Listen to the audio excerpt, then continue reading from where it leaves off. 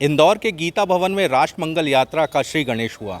इंदौर के गीता भवन में परम पूज्य शास्त्र मर्मज्ञ मनीषी श्री प्रेम प्रभात जी महाराज के सानिध्य में राष्ट्र मंगल यात्रा का श्री गणेश हुआ। इस राष्ट्र मंगल यात्रा का मुख्य उद्देश्य लोगों को सनातन के प्रति जागरूक करना है। बता दें कि यह राष्ट्र मंगल यात्रा देश के विभिन्न शहरों में आयोजित की जाएगी। इंदौर के गीता भवन में आयोजित 5 दिवसीय कार्यक्रम बुधवार 5 अगस्त से प्रारंभ होकर रविवार 9 अगस्त को इसका समापन किया जाएगा। इस दौरान जहां प्रातः श्री गणेश सहस्त्रार्चन एवं श्री रुद्राभिषेक का अनुष्ठान किया गया, तो वहीं प्रतिदिन शाम को श्री प्रेम प्रभात जी महाराज के द्वारा भगवत कथा का मनमोहक वर्णन किया गया। इस दौरान गणेश सहस्त्रार्चन एवं रुद्राभिषेक जैसे अनुष्ठान भी किए जा रहे हैं।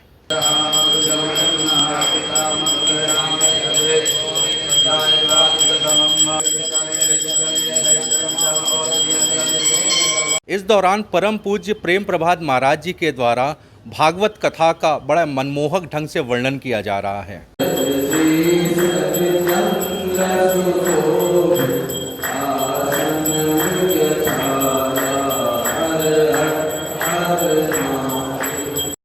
भूमात्येव विजिज्ञासितव्य इति ये उपनिषद कहते हैं।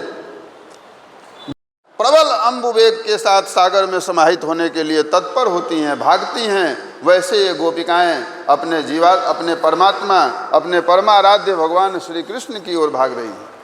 ये विगत 3 दिनों से राष्ट्रमंगल यात्रा के क्रम में हम गीता भवन उपस्थित हुए थे और विगत 3 दिवसों से प्रवचनात्मक कार्य और प्रातःकाल ये श्री गणेश जी का सहस्त्र नामार्चन और महादेव जी का षडंग रुद्राभिषेक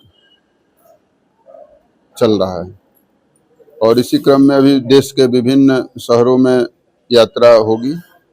राष्ट्र मंगल यात्रा का उद्देश्य है कि धर्म का जो सही स्वरूप है, धर्म की जो विकृति, धर्म के आचरण में जो विकृतियां उपस्थित हो रही हैं वर्तमान समय में, नई पीढ़ी को धर्म के मूल रूप का ज्ञान नहीं हो रहा है।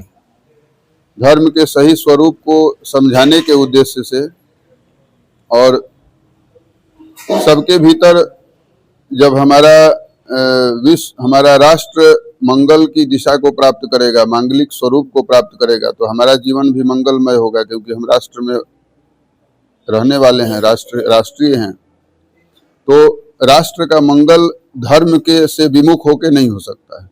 राष्ट्र मंगल वैज्ञानिक उपकरणों से या वैज्ञानिक विविधताओं से, वैज्ञानिक कार्यक्रमों से या विज्ञान के ऊंचे स्वरूप को प्राप्त करके भी उतना नहीं होगा जितना धर्म की संरक्षा और धर्म के आचरण के माध्यम से होगा। इसलिए राष्ट्र मंगल का मूल उद्देश्य धर्म को प्रचारित करना, सनातन धर्म के विकास के लिए प्रयास करना और नई पीढ़ी को धर्म से जोड़ने का ये हमारा उद्देश्य है। अब श्रावण महीना तो आप सबको विदित है कि भगवान महादेव के लिए अत्यंत प्रिय है और जलधारा शिव प्रिय कहा गया। जलधारा महादेव को अत्यंत प्रिय है। नमस्कार प्रियो भानु, सूर्य भगवान को नमस्कार प्रिय है। अलंकार भगवान विष्णु को प्रिय है। ऐसे ही जलधारा महादेव को प्रिय है। तो ये न कि न प्रकारे न, जो आपको ज्ञात हो, जो विधियां ज्ञात हो, भाव में विधि का ज्यादा महत्व नहीं होता है।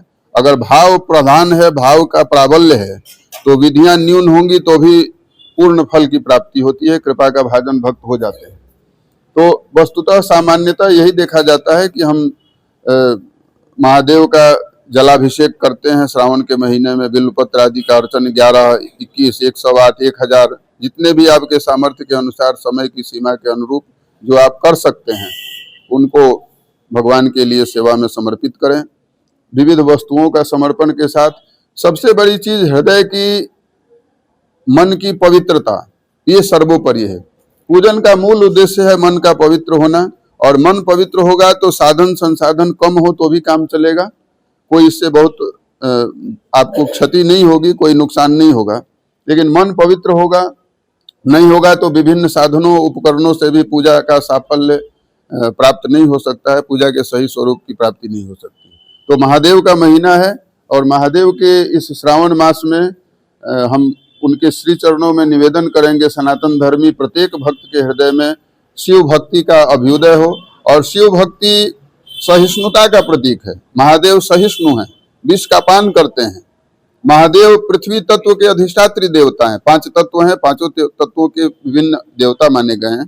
तो क्षिते ऋषः, क्षिति तत्व के अधिष्ठात्री देवता भगवान शिव हैं। तो हमारे जीवन में उदारता, हमारे जीवन में प्रतिकूल परिस्थितियों को सामना करने की क्षमता हो, नई पीढ़ी हताश न हो, नई पीढ़ी धैर्य खो करके सुसाइड कर रही है, नई पीढ़ी के भीतर धैर्य शक्ति समाप्त हो रही है, थोड़ी थोड़ी बातों में क्रोध आ जा रहा है, समाज बिखर रहा है, परिवार बिखर रहा है, भाई भाई से विरोध हो रहा है।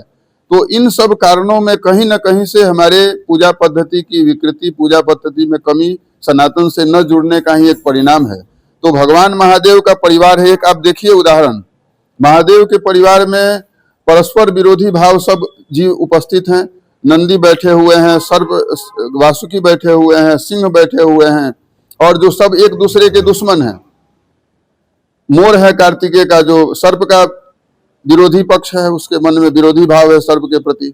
नंदी है तो सिंह के विरोधी, एक दूसरे के विरोधी होने के बाद भी परिवार में सस्नेह, सप्रेम, सौहार्द भाव को स्थापित करते हुए बैठे हुए हैं। इसलिए शिव परिवार की पूजा से हमारा परिवार मंगलमय होगा, परिवार मंगलमय होगा तो राष्ट्र मंगलमय होगा।